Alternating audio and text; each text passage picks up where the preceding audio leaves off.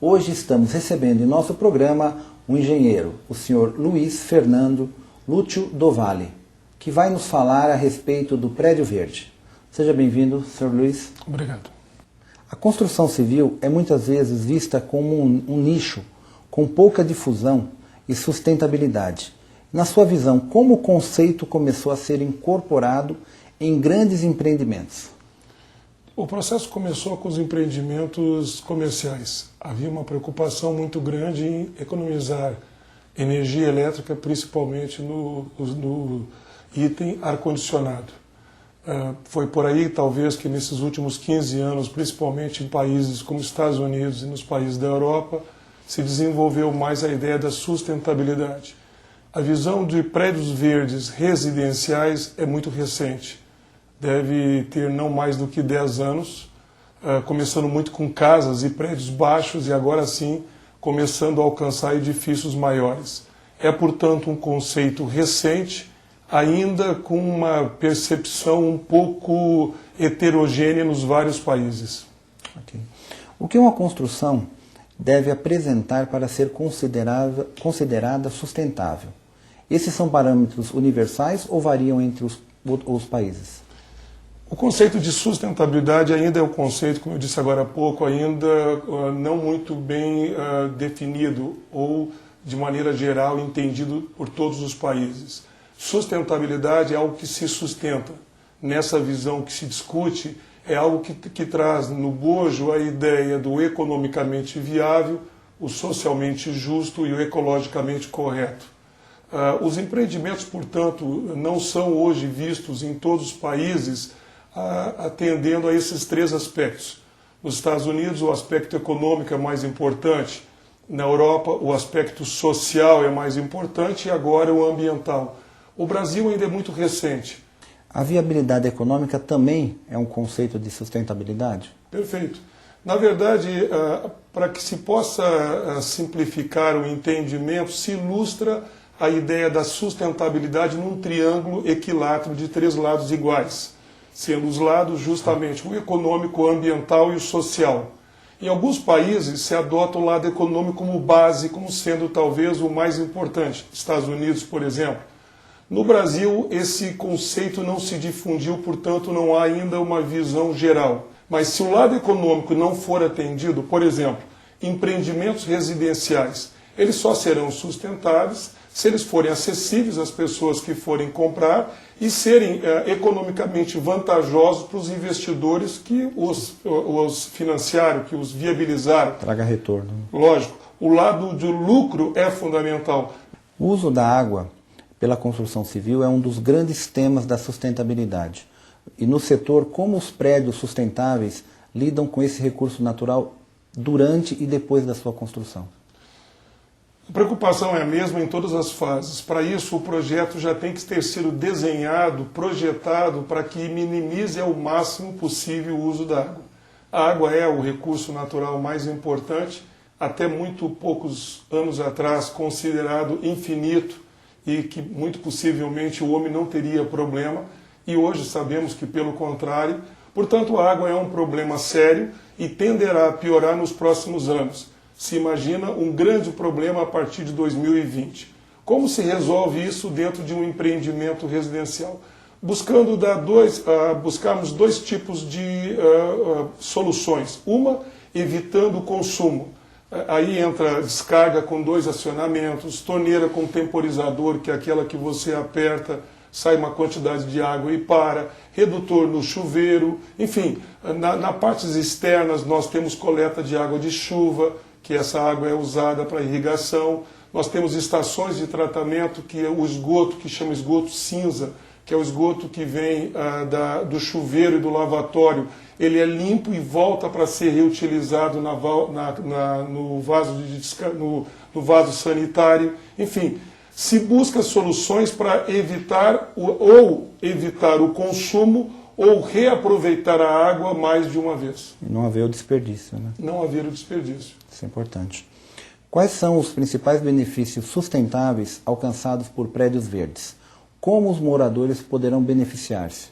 Bom, O empreendimento verde, eu até hoje gosto muito mais de usar a denominação sustentável que verde, porque verde dá muito o aspecto de preocupação só com o ambiental, quando na verdade, como eu falei, abrange lá também o aspecto social e econômico. Há uma preocupação também bastante importante com a saúde das pessoas, com a segurança que as pessoas vão ter dentro do empreendimento. Para que não adianta você entregar esses itens se não houver por parte de quem vai morar uma consciência.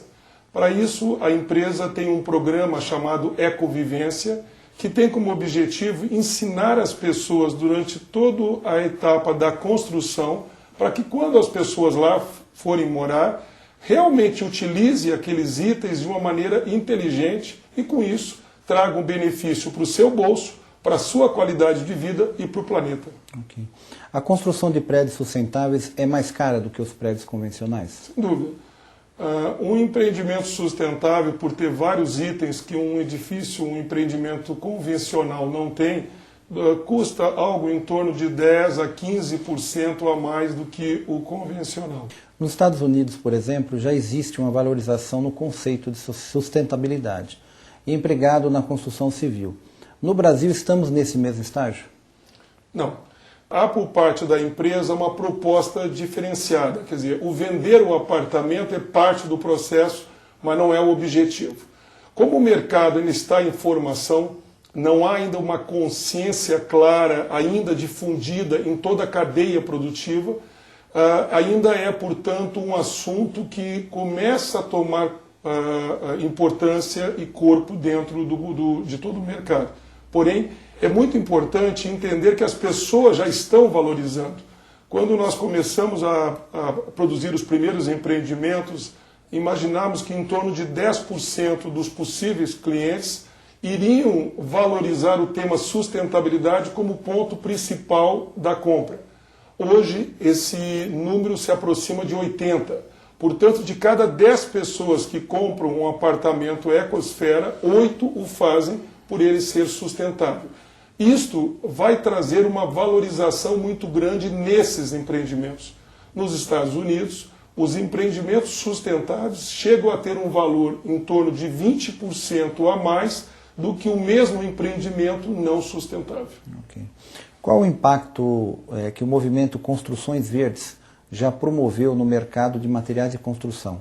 Há produtos novos específicos para o nicho? Sem dúvida. As indústrias estão despertando para esse mercado, o tema tem sido muito bem divulgado. A mídia, pela primeira vez nos últimos 2 anos, principalmente depois do documentário Verdade Conveniente do Al Gore, passou a dar destaque para o tema. Sustentabilidade hoje é discutido praticamente em todas as atividades da nossa sociedade.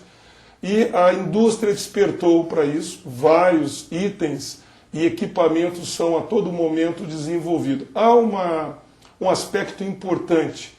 Para que esses equipamentos possam ser utilizados, esses materiais, eles precisam ter preços competitivos. Para que eles tenham preços competitivos, é necessário que haja uma demanda muito forte. Quanto mais demanda, mais vende, quanto mais vende, menor o custo.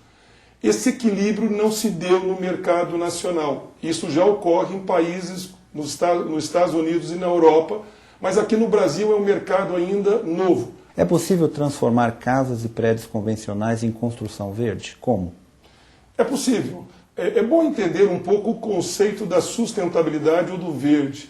A busca na essência, é como minimizar o impacto, como racionalizar o uso dos recursos naturais. Entendam 3 tipos de recursos mais importantes numa residência: a energia elétrica, a água e o gás. Tudo que cada um das pessoas que tiver interesse em transformar a sua residência em verde, buscar minimizar, às vezes não significa a troca dos equipamentos, mas a forma como eles são utilizados. E tudo que puder ser feito para dar um destino adequado para os insumos, para os resíduos, para o lixo, esses 2 pontos, tratamento dos resíduos e racionalização dos recursos naturais, são os focos que devem ser considerados na busca de uma residência verde. Pessoas que já moram em residências e vão fazer uma reforma, trocar a torneira para uma torneira com temporizador, colocar redutor no chuveiro, trocar a válvula de descarga para uma com 2 acionamentos, procurar aumentar os vãos de janelas para que entre mais iluminação natural, evitando a iluminação artificial. Itens como esses ajudam a minimizar o impacto no meio ambiente. Sensores de presença. Sensores de presença onde for possível. Com certeza. Luiz, eu quero agradecer a sua participação no nosso programa, TV Moeda Viva, e desde já fica o convite, para um futuro próximo, você trazer mais informação tão importante para o mundo que a gente vive hoje. E fica o espaço para você colocar aí as suas considerações finais para o nosso telespectador. Eu gostaria de deixar um convite a todas as pessoas que estão nos vendo para refletirem. Talvez o momento agora que todos estamos passando é um momento, primeiro, de surpresa por toda essa transformação tão rápida que houve no meio ambiente.